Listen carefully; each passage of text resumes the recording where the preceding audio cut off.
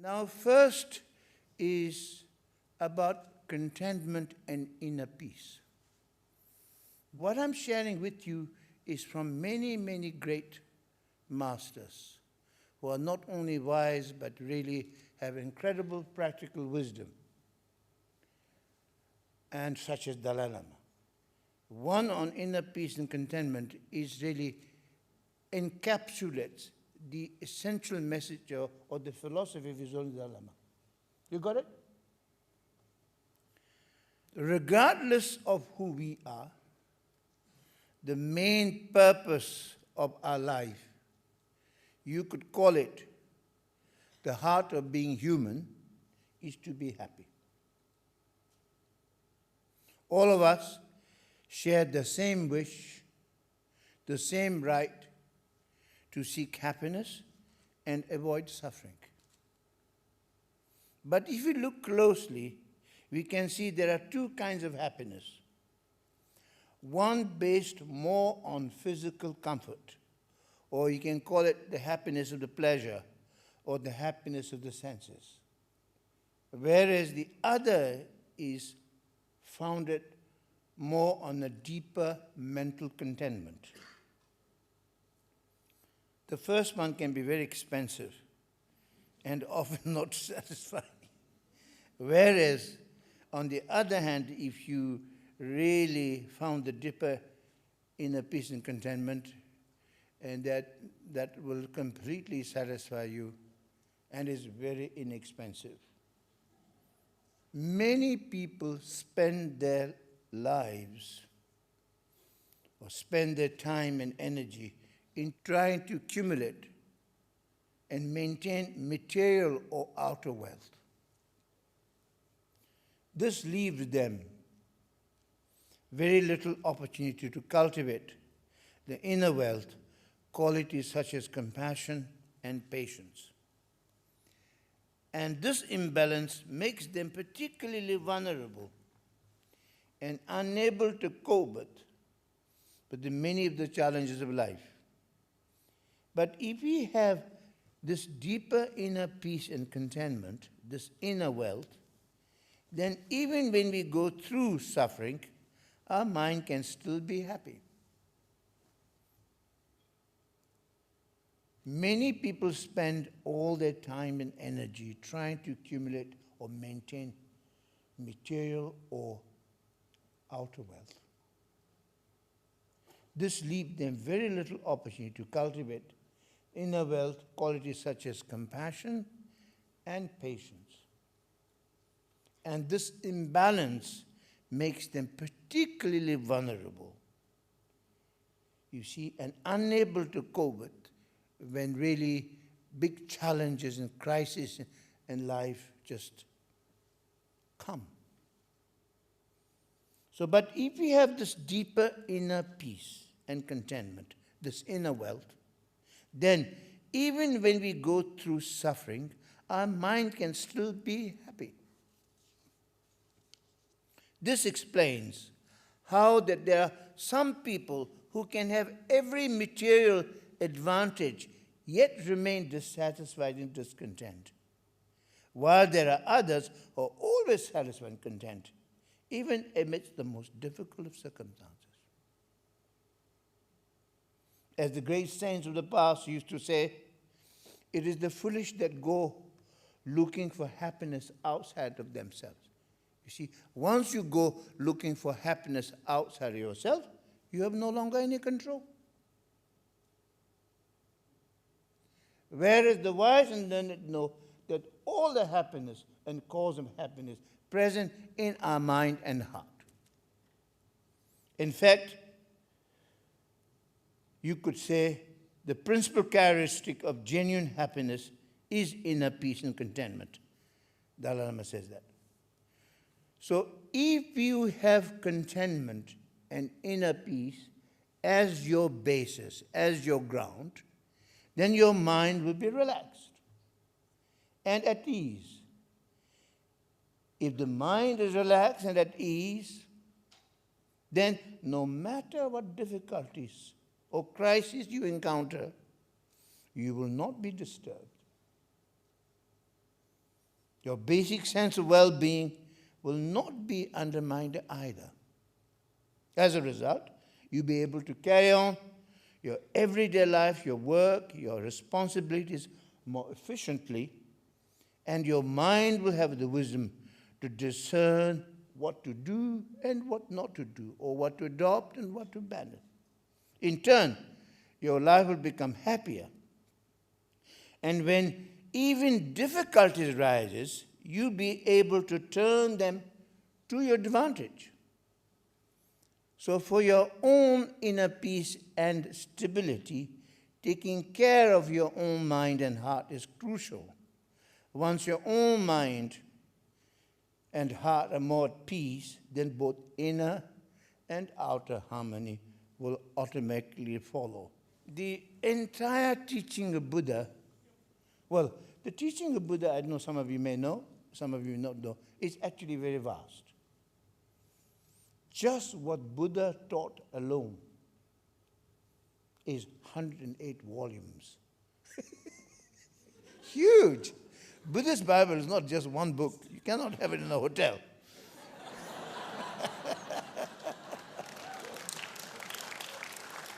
And not to talk of the work of the great Indian masters, you know.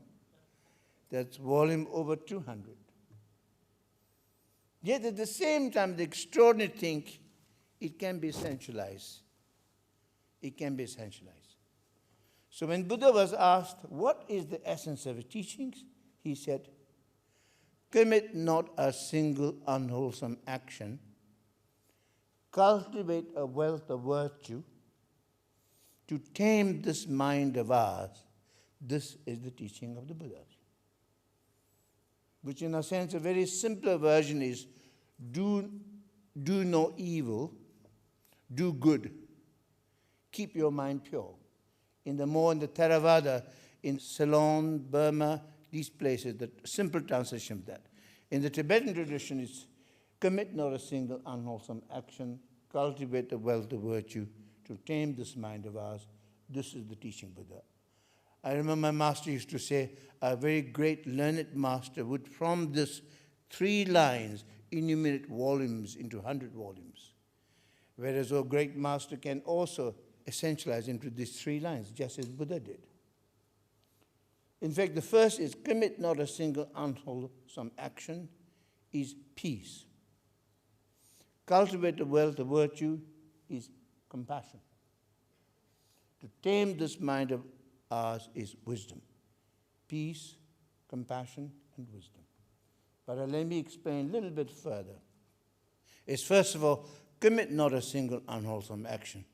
You see, what's incredible in the Buddhist teachings is that, particularly in the Tibetan tradition, is there's also scriptural tradition, what's written in the scriptures, but what's more important is not more than the scriptures, is the great masters who have the direct realization, who hold the oral lineage.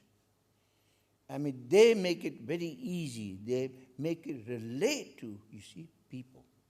And that's why when you have such masters, learn it and really realize master, lineage of these masters, then there's less danger of becoming a fundamentalist. You understand? So when you say commit not a single unwholesome action, you probably say, how can I possibly not commit a single unwholesome action? Then master will say, don't worry, relax.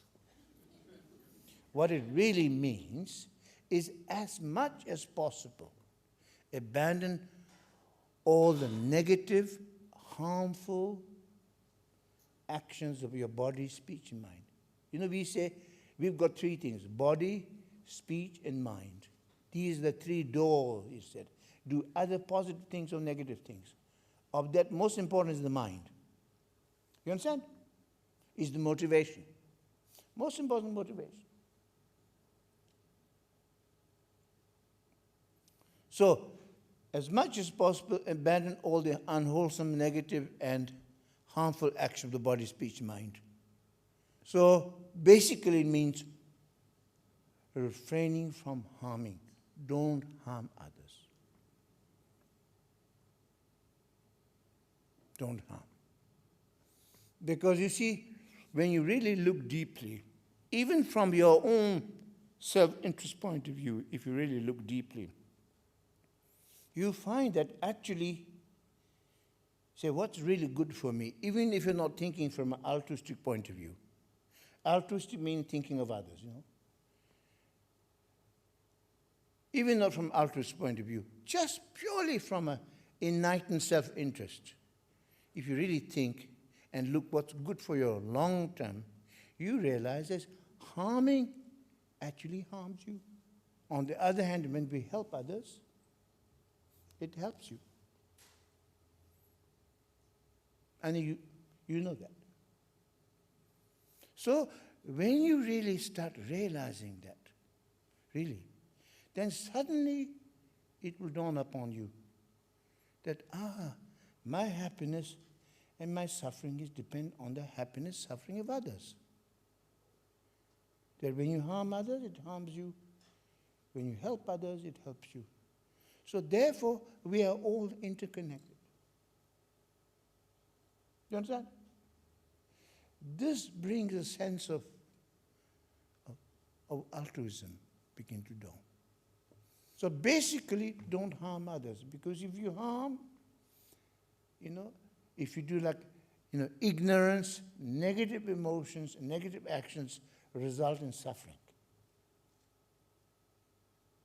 On the other hand, if you want happiness, then the next line says, cultivate the wealth of virtue, which means you must try to develop knowledge and wisdom which counteracts ignorance, and develop positive emotions such as love, compassion, joy, and equanimity. For example, instead of hatred, love. Love is the antidote to hatred. Instead of desire and passion, in a sense that desire and passion that brings suffering, is compassion. Instead of jealousy, joy, rejoicing. And so on. So when we develop the positive emotions such as love, compassion, and then engage in positive actions, that will result in happiness. You got it? Very simple. In fact, many great masters say, if you cannot help, at least don't harm. If you cannot help, at least don't harm. Most important is don't keep malice and hatred in your heart. Keep your heart and mind pure. You got it? Very simple. That's why when His Holiness Dalai Lama first came to the West, he was always saying very simply, is that my religion is very simple. My religion is kindness. And there's very much importance of making a good heart. See? Good heart. Good heart. Good heart. In the Tibetan tradition, really, in the wisdom culture, we consider good heart to be one of the most important qualities. So anyway, so basically refrain from harm. Don't keep malice or hatred in your heart. If you cannot help, at least don't harm. And on top of that, if you can help, that's wonderful. In fact, the source of all our happiness actually comes from helping others. Sometimes when we think of ourselves only, this is what His Holiness says, essentially. When we think of ourselves only, very selfishly, we get caught up in this claustrophobic self, in which we not only end up not being happy, there's no end to problem and irritations. We blame others and shirk responsibility. Got it? I'm sure you've experienced that.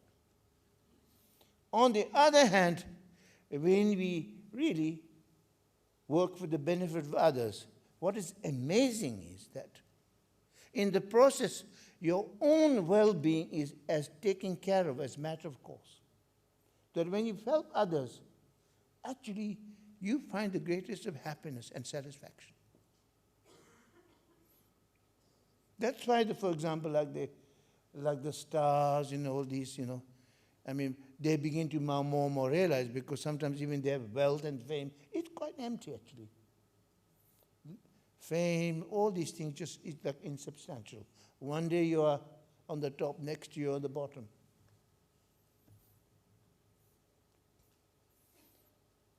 And so the only thing meaningful to do is when you do charitable work, help people, then that gives them, it's good for the soul. Really give them. For yourself also, not only help others, but also it's important is your motivation. Not only for yourself that you feel good you do that, you really do it for the benefit of others. When your motivation is good, then there's a tremendous power in action. It is said by the great master of the past is that it is not the size of the act that encounter, but the motivation behind it. Also it said, everything is circumstantial. Everything in this world is very fluid. It all depends on intention, on motivation.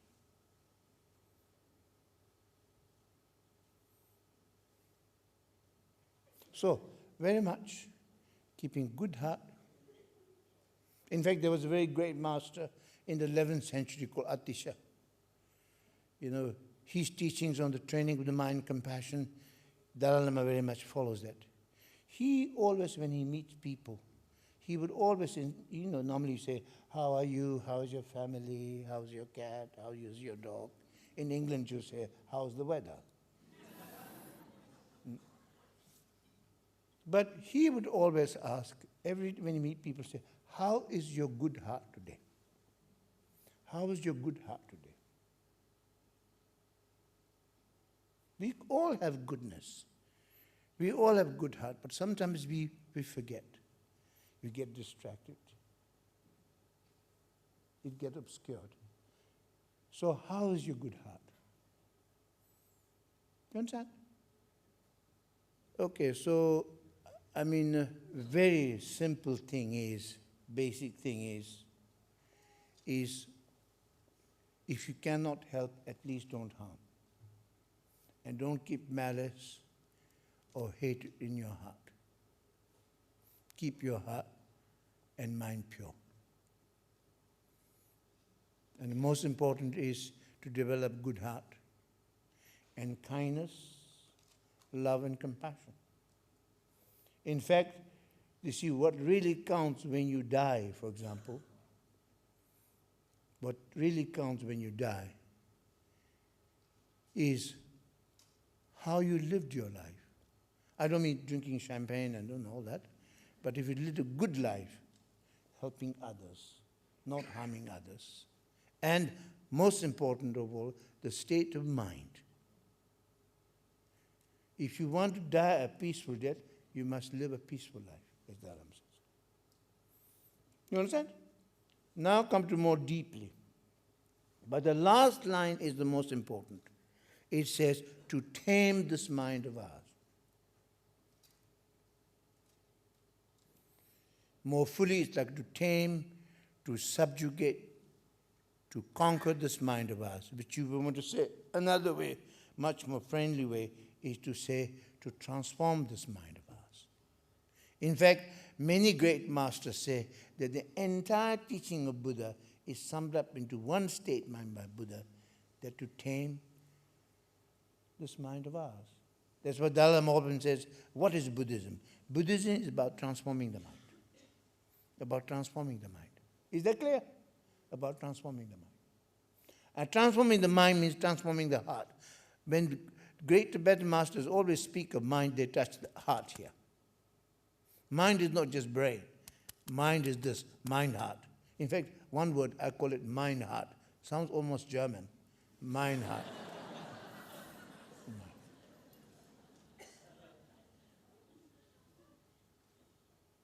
So tame this mind of ours. It says in Tibetan, Rang is semnyonst. You see, it says, Rang means oneself. Rang, sem means mind. Yons means thoroughly. Ndul means to tame or to transform. It says tame your mind. Doesn't mean tame somebody else's mind. Basically, work with yourself. And first of all, it's very good to mind your own business. Work with your mind. Think globally, but act locally. Work with yourself. Transform your mind. I mean, look at Dalai Lama. He's so revered throughout the world. Where does this come from? Because he tamed his mind. He conquered his mind. Is that clear? Because if you transform your mind, if you tame your mind, transform your mind, then what will happen is that our perception will also be transformed. You understand? Your perception will be transformed.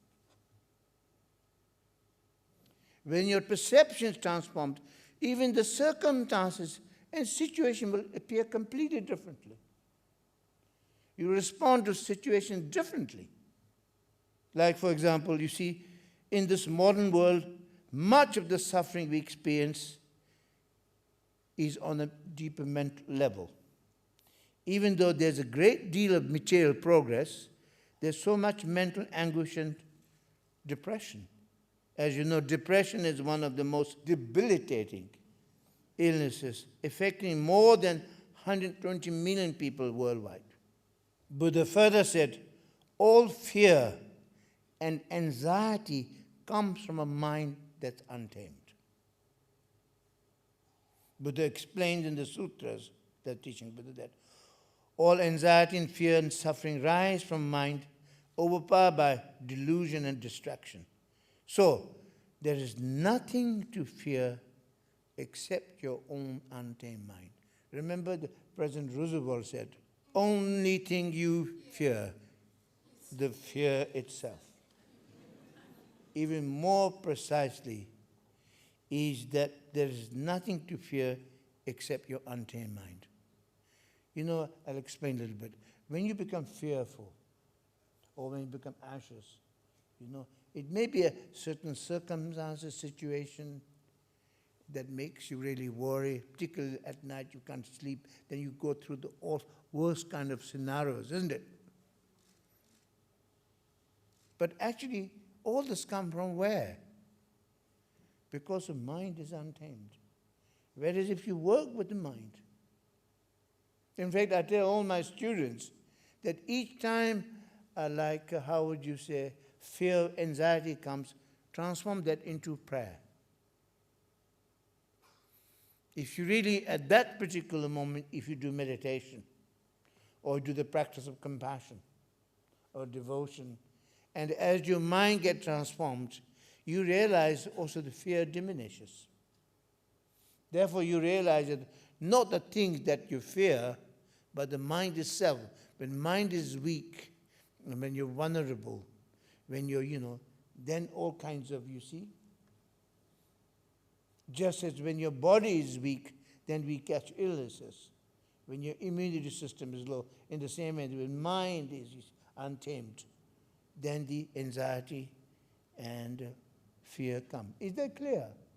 I find it very helpful. I've been through many, many difficulties in my life. And each time, difficulty rises, I realize the teaching of Buddha and working with mind, I find it amazing that it really transforms. And this is really the experience of many of my students also. Because you see, mind, by the way, remember, when I say mind, is also the heart. Huh? You got it? So, mind is the root of everything. Root of everything. Is, in the Tibetan teaching, is called mind is the universal ordering principle. Is the creator of happiness and creator of suffering. And mind is also the creator of what's called samsara. And mind is also the creator of nirvana. We'll come to that later, samsara and nirvana. First of all, mind is the creator of happiness and creator of suffering.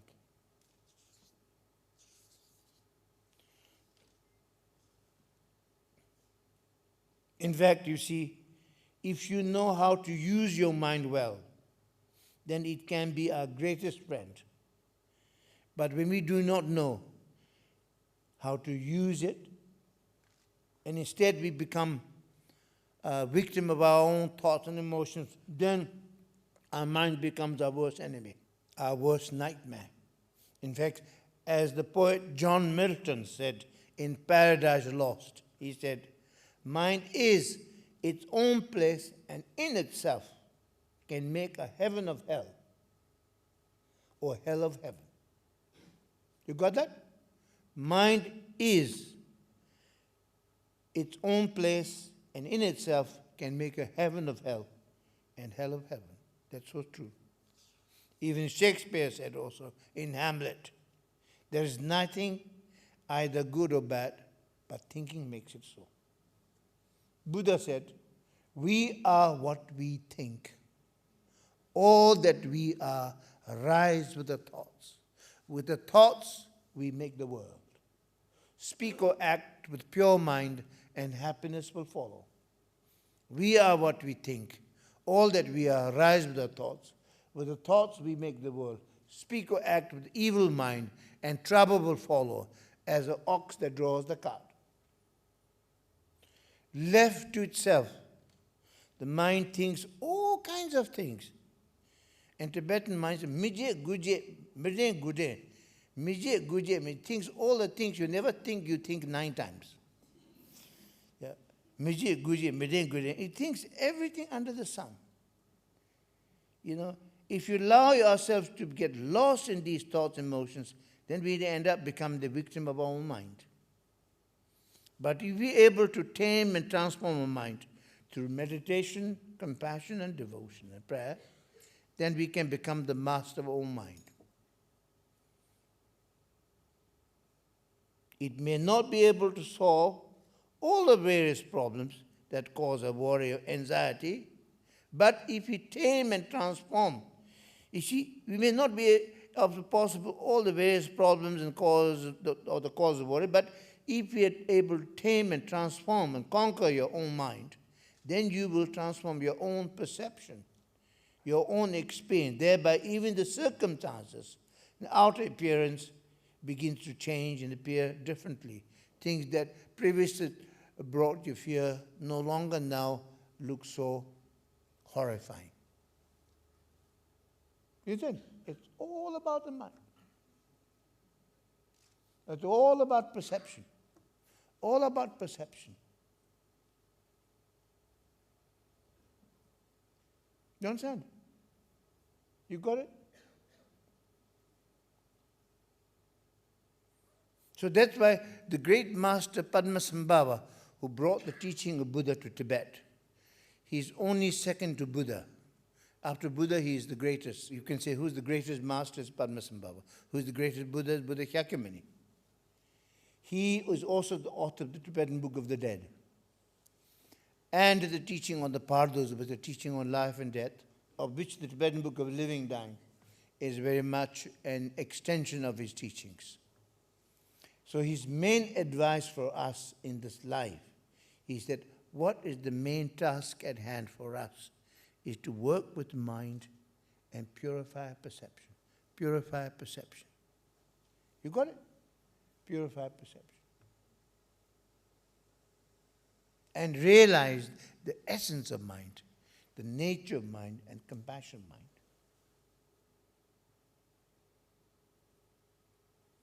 Most importantly, if we can come to understand and arrive the essential nature of mind, then all fear and anxiety is naturally dissolved, and we discover the inner confidence, courage to face the challenge of the world. Like we almost have like a master key that opens all the doors. So the message is that happiness or suffering is actually up to us. As you know, happiness does not exist objectively, isn't it? Otherwise, we want to buy it. Unfortunately, it's subjected to one's experience. As it's subjected to one's experience, therefore, the only way for us, we cannot buy happiness, not even with money, but by training the mind, by working and transforming the mind, we can find happiness. Now, according to the founder of the cognitive therapy, His own Dalai Lama quoted this in a teaching in Zurich in year 2005. He said, when we have a very strong outburst of emotion, like anger for example, what we do, then we mask reality up to 90% by adding onto our own prejudices and our distorted view of things. So when we see situations from the point of view of anger, then we can say that there is 90% mental projection and only 10% that really correspond to reality.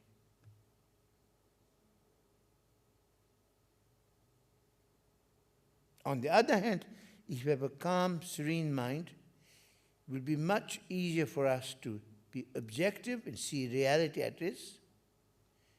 In fact, in Buddhism, the most important thing, the ultimate philosophy, the view is to realization of what's called shunyata, or the great emptiness. The emptiness doesn't mean nothingness. It's like emptiness means empty of concepts, free of concepts. You see, not to have any prejudices, not have a judgmental mind. Because you see, not to be biased. Because bias and prejudices are expression of ignorance. It's only when we're ignorant we judge. Never judge others. In fact, think kindly of everyone. View everybody in a kind and a pure way. More you see pure others, more pure you will be. More pure you are, more pure you see others.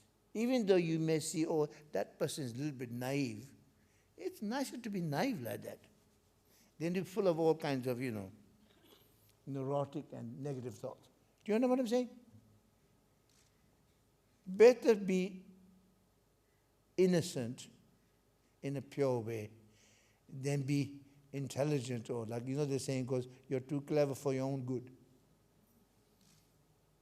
So it's very much, you see, never judge others, really. I know from my own experience that when you hear of someone who's just a terrible person, or really some kind of a lot of negative talk going about, when I really come to know them, it's absolutely not true. Sometimes that person becomes the most wonderful person. But never judge about it. Never listen to hearsays. Never judge. And even you may have a bad experience of somebody, but that bad experience maybe on that particular time, the person was maybe quite ill or not well. So don't judge by just one meeting. You know what I'm saying? Best thing is not to judge. So the wonderful thing about the mind is, is that actually if you work with it, it's very pliable. It's actually flexible. We can change the mind. We can transform the mind. Dalai Lama quoted this. He said, one great master of mind training once said that most wonderful, the most marvelous quality of mind, that it can always be transformed.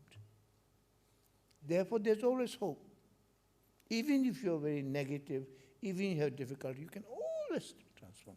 There was an example of one friend of mine, Lama, who written a book called The Healing Power of the Mind. He recounts in the introduction that his teacher, when he was young, he was a raving mad. They used to actually, can tie him down. But through training in mind and in compassion, he became the greatest master. An extraordinary, wise and compassionate master. Another friend of mine, Lama, who from the age of 13, he had a tremendous panic attack. A lot of panic attacks.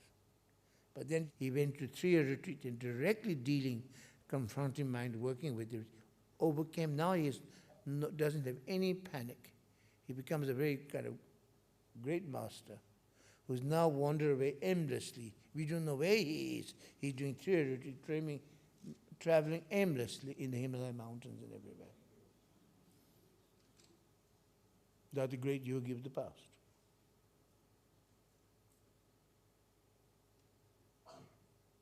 So it is amazing that in one moment our mind can be very discursive, very neurotic, but in another moment, if you know how to transform it, the mind can be most wonderful and the most peaceful thing. Like when you know how to enter the nature mind through meditation, it is as if the flickering mind with all its discursive thoughts has been consumed by the sky-like nature mind. Cloud-like thoughts and emotions dissolve, revealing the sky-like nature mind. Okay, and you keep hearing this nature mind, nature mind, nature mind several times. You see, that's actually the answer to everything. If you really realize the nature of mind, then you find happiness in life and hope in death. I'll explain that a little bit later. You got it? Ordinary thoughts and emotions, like the clouds, are merely on the surface. They are temporary and changing, whereas the sky-like nature mind is really unchanging. Now, it's important to know that, you see, when you talk about mind, many people think of mind as just thoughts and emotions. You understand? Thoughts and emotions. But actually, that's not altogether true. That's not the complete story. Because the great master of the past and the Buddha have shown us that mind has actually two aspects. That is, there's an appearance aspect of mind. The appearance aspect of mind is like the thoughts and emotions. That's the appearance aspect of mind. And what's most important is the essence of the nature mind. Appearance essence of mind is like the sun's rays, but not the sun itself. Trouble with us is we are lost in thoughts, emotions, and stories. Like, for example, remember earlier we said samsara and nirvana. Mind is created of samsara, mind is created of nirvana. How many of you know what samsara is? You've heard of samsara, isn't it? It's an Indian word. Basically means samsara is the cycle of existence, of birth and death, characterized by suffering and determined by harmful emotions, our actions, the karma. That's samsara. Samsara is a vicious cycle. A very simple way to demonstrate this is by one great master. He said very movingly, though longing to be happy, in their ignorance they destroy their own happiness as if it were the worst enemy. Though they wish to get rid of suffering, yet they rush headlong towards it. That's samsara. Your aim and actions are completely gone contrary. Did you hear? Though longing to be happy, in their ignorance, they destroy their own happiness as if it were the worst enemy. Though they wish to get rid of suffering, yet they rush headlong towards it. Poor beings. That's samsara. Samsara is because of ignorance, negative emotions. We act negatively, resulting in the life full of suffering. That's samsara. Samsara is life full of suffering. That's samsara. And what to seek is to liberation. Nirvana is peace, cessation of suffering. Is that clear? So you see, it is said that mind is the creator of happiness and creator of suffering, but also mind is the creator of samsara and nirvana. Now then, if you were to ask, what kind of mind creates samsara? What kind of mind creates nirvana? If you were to ask. Is there one great master said, samsara is mind turned outwardly, lost in projection, stories. You see, samsara is mind turned outwardly. in thoughts, emotions, stories, further ourselves. That's samsara. Whereas nirvana is mind turned inwardly, recognizing its own nature. So that means, you see, trouble with samsara is we are just lost in the outer appearance of things, in thoughts, emotions, stories.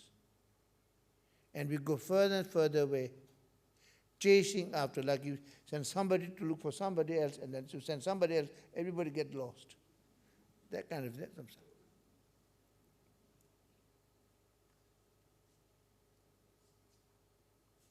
Whereas it is when we're just lost in thoughts, emotions, stories, then you see, then there's only suffering, distraction. Bit like the soap operas. Especially, I think, in Mexican and Spanish ones. It's like 4 characters obsessing about the same thing for 20 years. That's samsara. But the main things you see, then we have no control.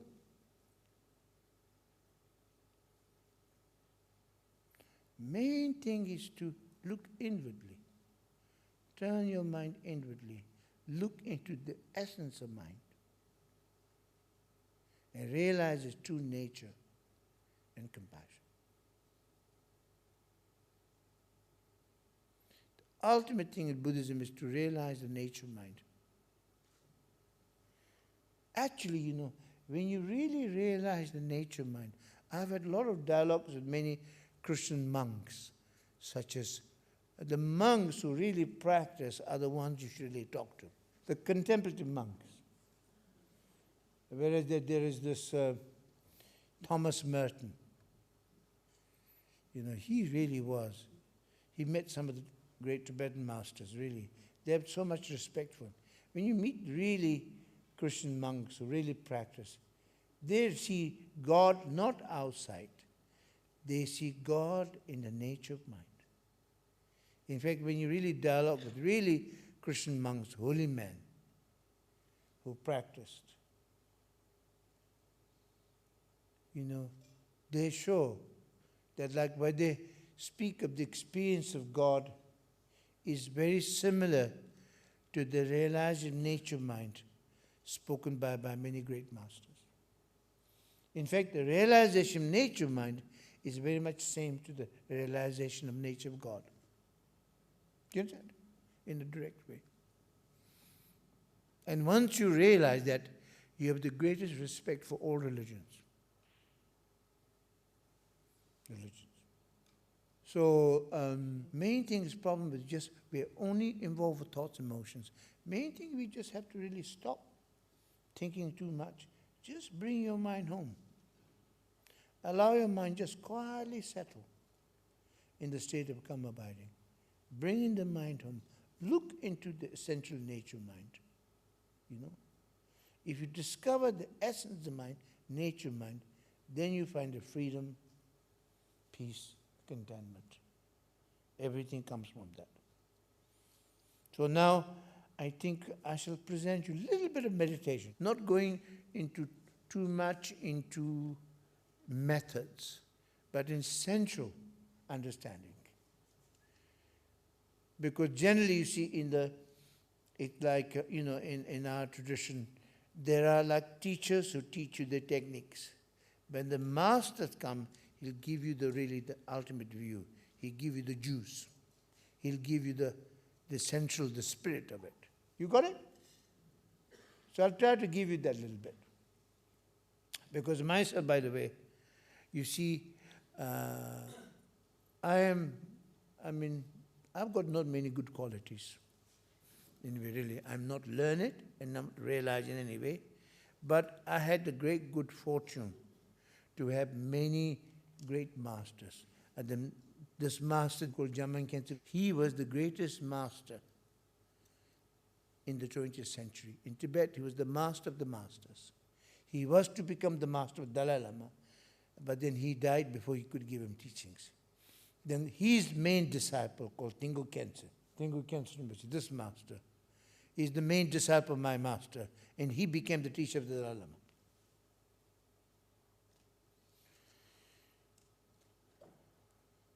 So I did not study very academically, but I really was more interested in the experience. So I went to these great masters, and really they showed me the nature of mind. I shared that in the Tibetan Book of Living in chapter 4. I tell you the story about how I was. So I had the great good fortune to receive the oral or the transmission on the blessing of these masters. That's why I could sit here and speak to you confidently. You understand? Because also what I do is always repeat what my great masters have told me. I have no wisdom, no understanding, but is the wisdom and the compassion of these great masters. So I'll share you very essentially. The problem with, you see, us, I always tell my students, we are scattered everywhere and nobody's at home. That's why we miss ourselves.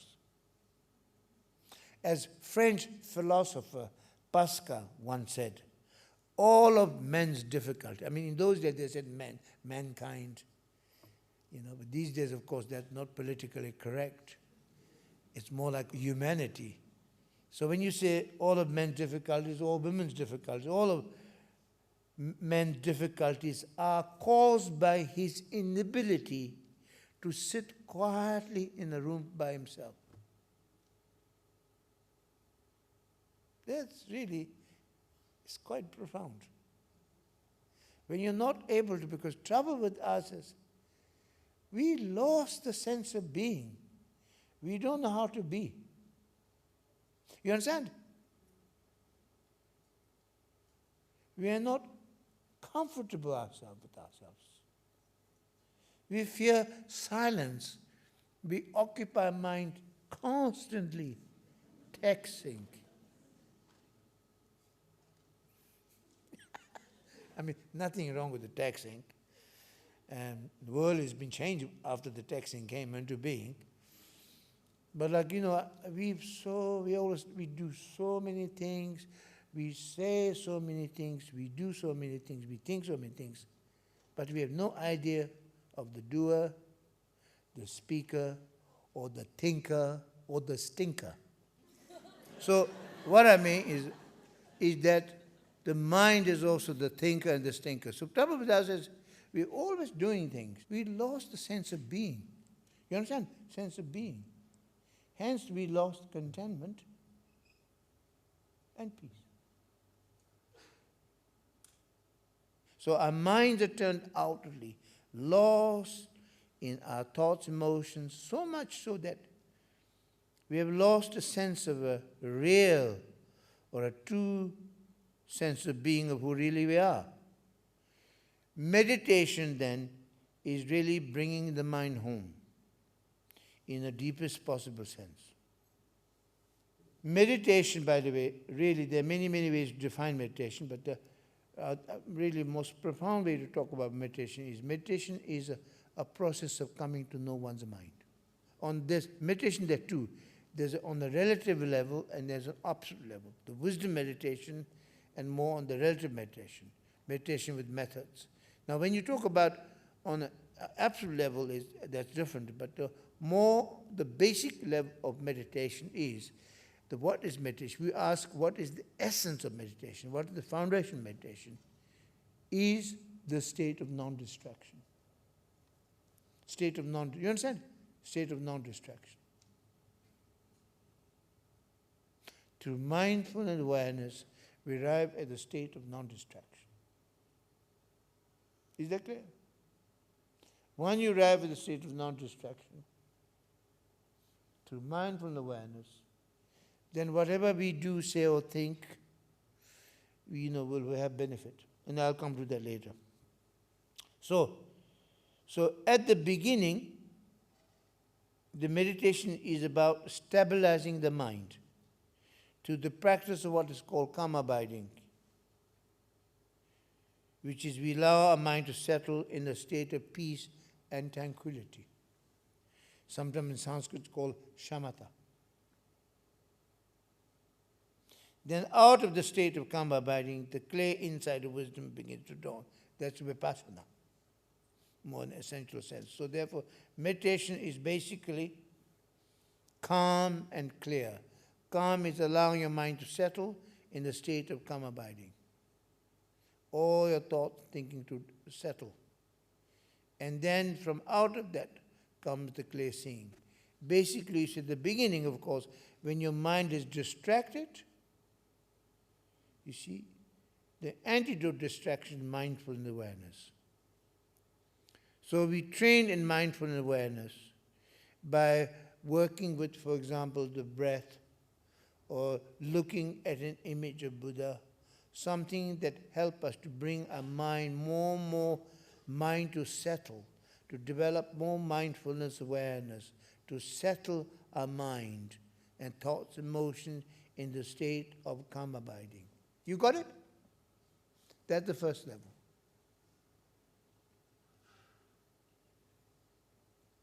That is what's called shamatha. With support is using a support like using the breath or using an object of image of Buddha, or even watching it like looking at a crystal or a flower could be used object to kind of center our mind. You understand?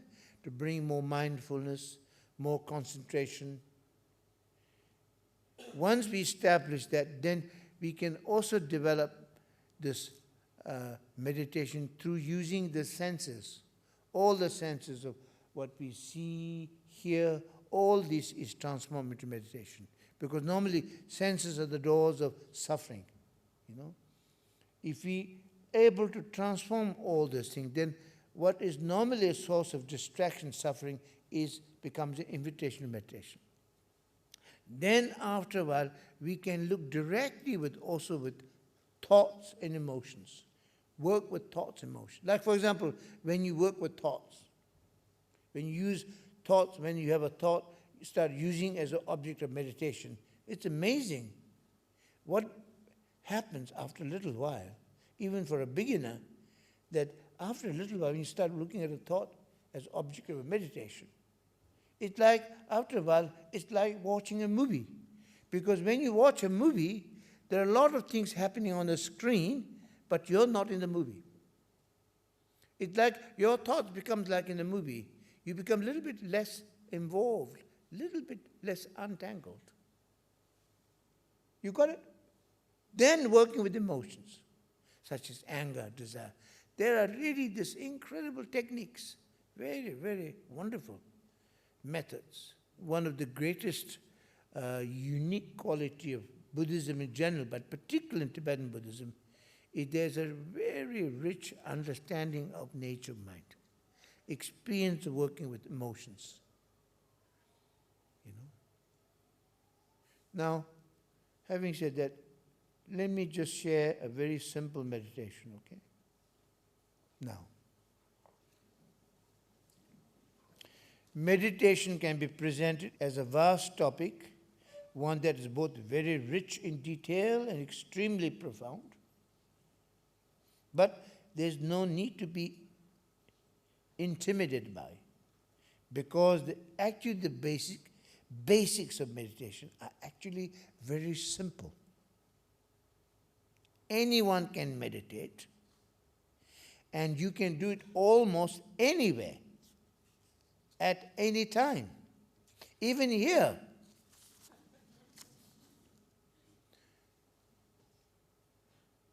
Sit upright.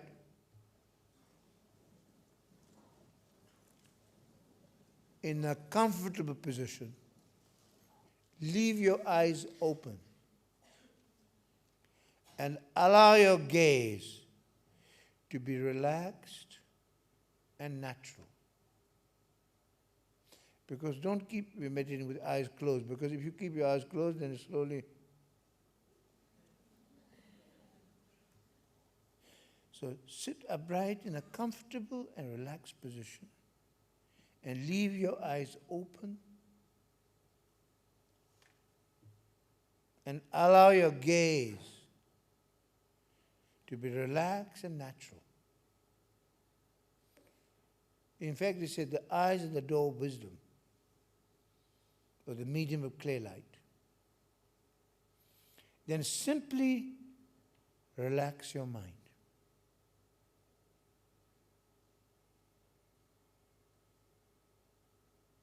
And allow your mind. What does that mean? Simply relax your mind. That means allow your mind to be just as it is.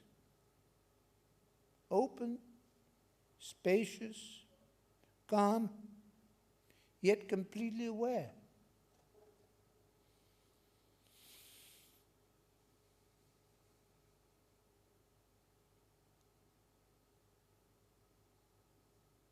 Quietly sitting, body still, speech silent, mind at ease or at peace.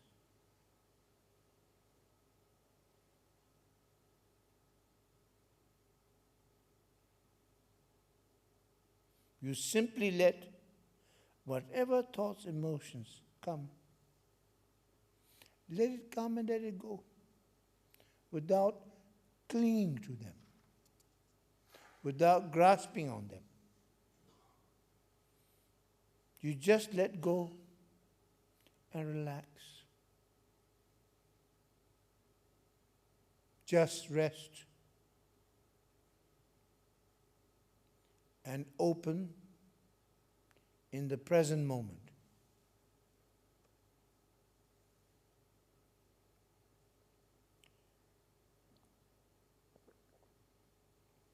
Simply allowing whatever rises to rise,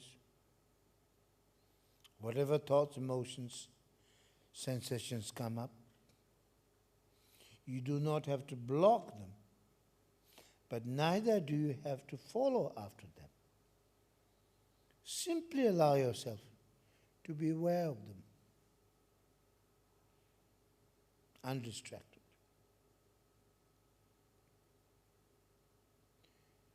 Even though you're not particularly focusing on anything, there's a still sense of a presence of mind that may be loosely described as a center of awareness.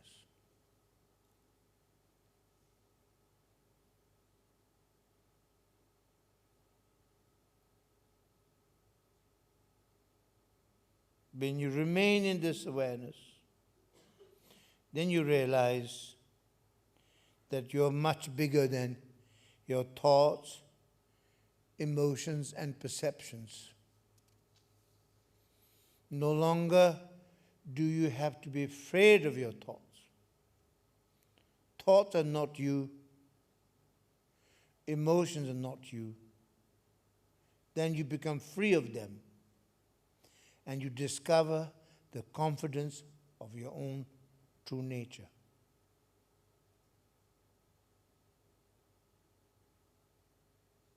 So do not follow after thoughts and emotions, but merely be aware of everything that passes through your awareness as it is.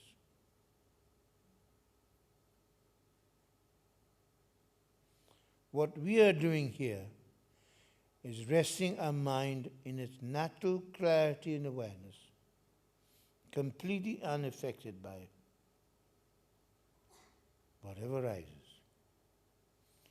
Just as space is not defined by the objects that move through it, awareness is not defined by or limited by thoughts, emotions that it perceives.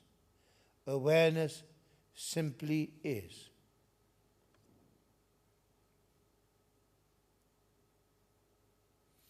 In fact, my master used to say, by the way, you're keeping your eyes closed. By the way, would you open them? Yes, open them. And just look at me. Sit with me.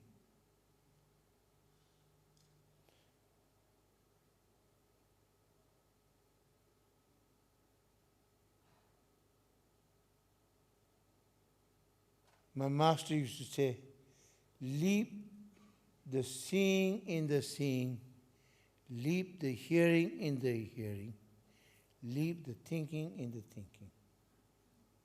It got nothing to do with you. Leave them alone. Don't let attachment, grasping enter into your perception. More and more as we meditate, that the grasping dissolves, grasping tendency dissolves.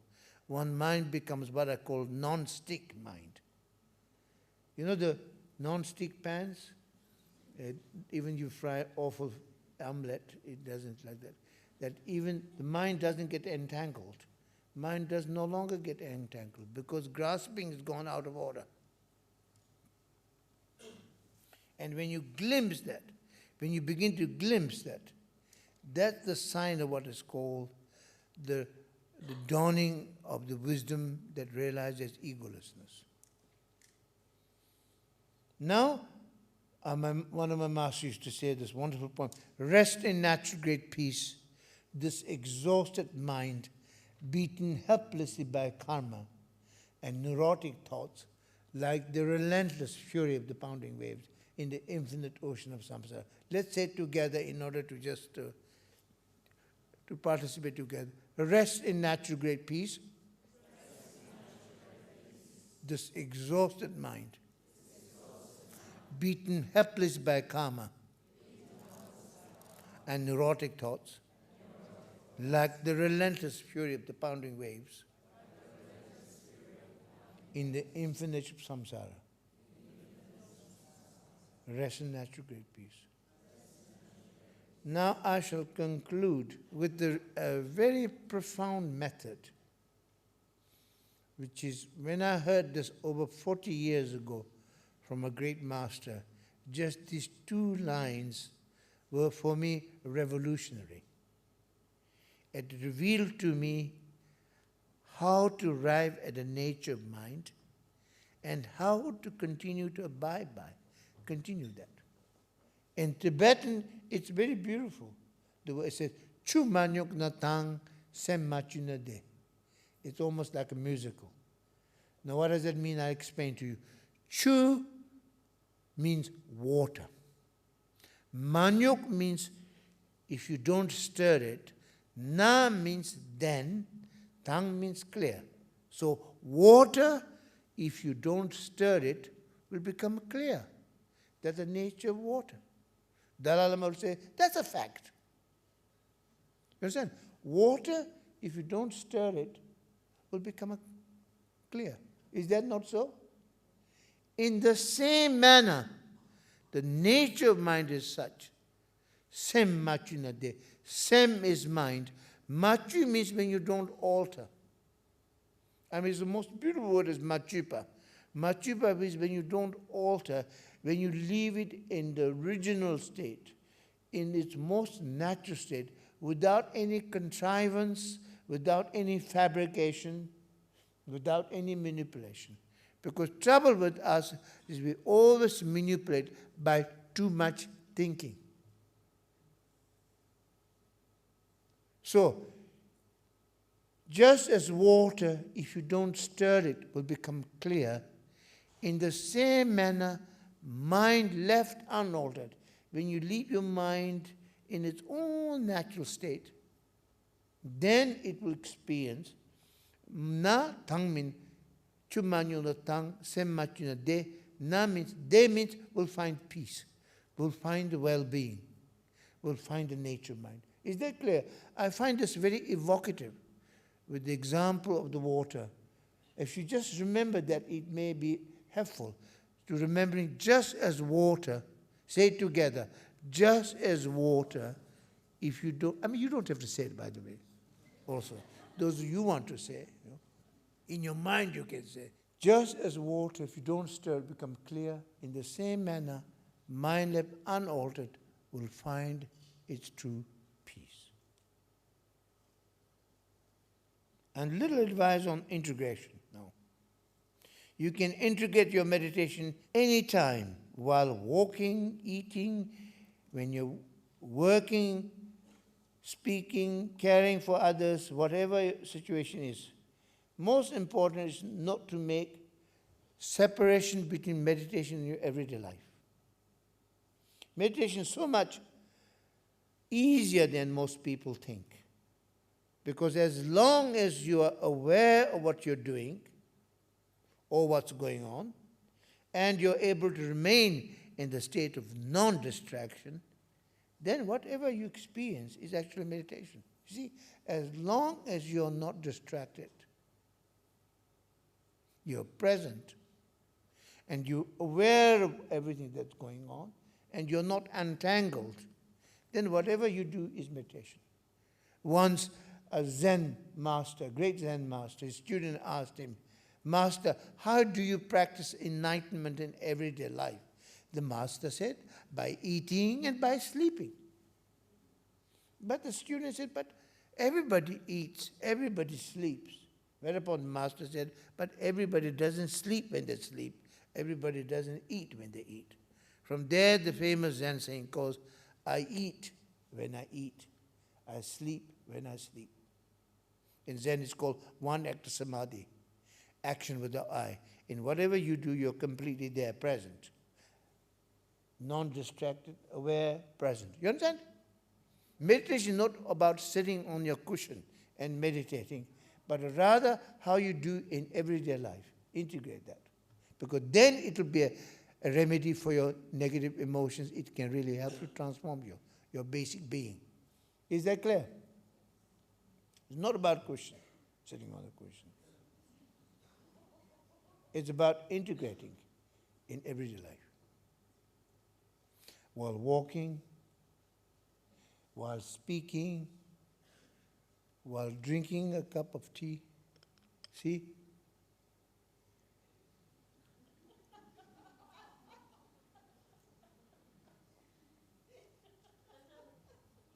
Delicious. You're wondering what this is? Green tea.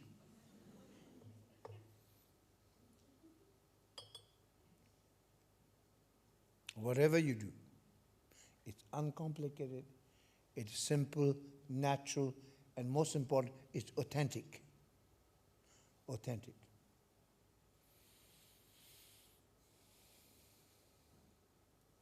For example, as you walk down the street, bring attention to your surroundings. Look at the people you pass, the buildings and the cars, the flowers that may be planted along the way. But if someone catches your attention, you see, don't have to go saying, "Oh, he's like this. She's one of those. Oh, I don't like her shoes. She's not wearing the right, or the building is awful." Don't indulge in judgmental commentaries. But just simply allow your mind to be just purely aware of the objects without commentaries. You understand? When you bring awareness to your activity purely like this, then distractions, worry will gradually disappear, and your mind will settle, become more calm and peaceful. And when you finally arrive at your destination, you'll be much more relaxed and in an open frame of mind, ready to deal whatever comes next. If you come for a meeting or something, you're more ready, more prepared. The another benefit of simply observing your perception in this way is that you will find yourself getting far less emotionally involved in what you are perceiving. In other words, by learning how to rest your attention very lightly on the sensory information that you're receiving and not getting involved with more emotional, intellectual contents normally associated with sensory information, that means by disengaging from emotional or the intellectual contents you normally associate with your sensory perception, then nothing will be able to hurt you. Furthermore, if you're able to listen to others non-defensively, particularly when you become defensive, then you're in trouble. You never defend yourself. Be open. If somebody criticizes you, really listen. You can learn. Maybe he's right. Maybe she's right. Just listen. Listen, open. that will completely satisfy the person, and you can learn something about it. Even if that person's criticism is not really warranted or not true, at least you can learn. Maybe, even though it's not complete truth, maybe sometimes you may appear like that. So you can then change your behavior, the way you speak, and so on and so on. You got it?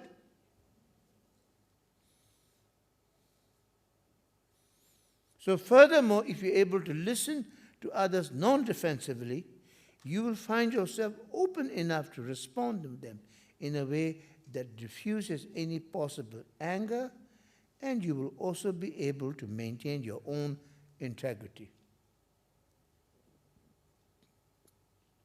So in conclusion, whatever you're doing, cultivating mindfulness, awareness, meditation, practice, will help you to be more effective, more efficient, and you can accomplish more with less effort and less stress. The simplicity and the spaciousness and the humor and the courage you can find through meditation will help you to avoid being overwhelmed by work or being burnt out.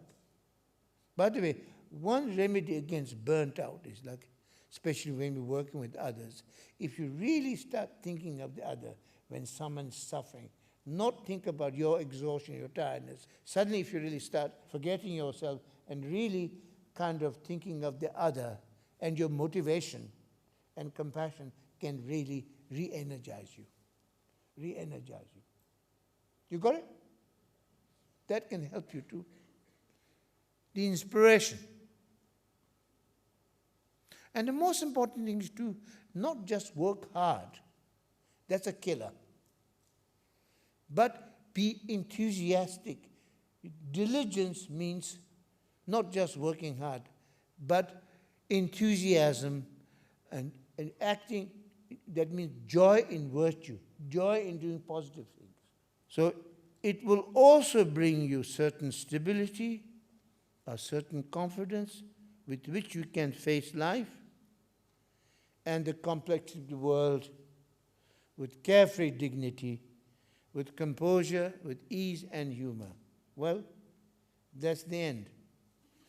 And I think, I'm sorry, it took a little while, but really, whatever I share is the most essence of essence, the central thing. Because you see, I normally don't give a talk. I really give a full teaching. Because also, who knows, we'll never meet anyway. I always consider this the last talk in my life. So I hope that you knew, with what I've shared, which is the wisdom of this great tradition, which is truly from my heart. My motivation is so that you may understand, because we need very much understanding. Dispel the ignorance and the darkness of the heart. Bring out the light of the sunshine of enlightenment and happiness, joy to the world. And that I pray that really, so that we may learn, and we may learn to be kind to ourselves, and then, learn to love ourselves, because we deserve love. As Buddha said, if you look all over the world, some are more worthy of your love, you will not find another. He who truly loves himself will not harm another. Normally you see the serial killers, and all these are people who lack love. We all need to love ourselves and love others. But otherwise, how can you do love thy neighbors as thyself? If you don't love yourself, how can you love your neighbor? Love thy neighbor as thyself? No, thank you.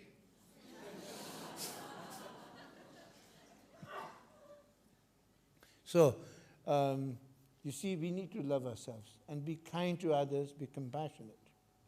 Because more and more we are kind, more we are more compassionate, it brings you tremendous benefit and joy, and to the world also.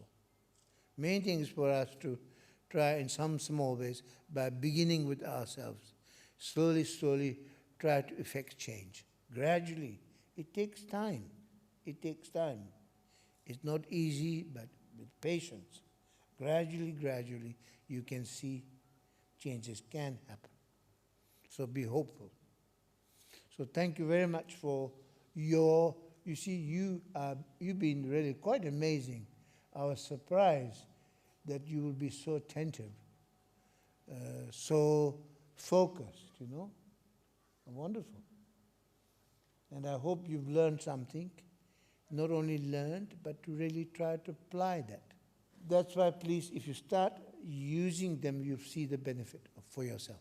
Okay? Thank you very much, and thank you very much for those organizers. Thank you.